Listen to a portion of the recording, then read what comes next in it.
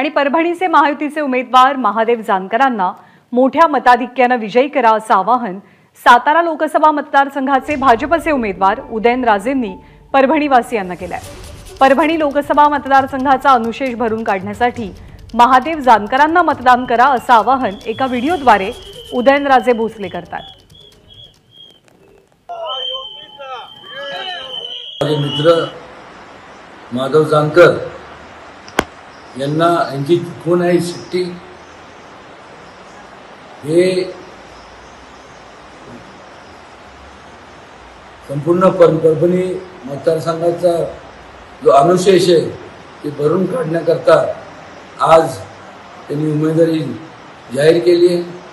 आपण सर्वांनी त्यांना शिट्टी या चिन्हावरती मतदान करून त्यांना निवडून द्यावं आणि निश्चितपणे शिट्टी ही वाजणारच आणि विकास त्यांच्या माध्यमांना होणारच।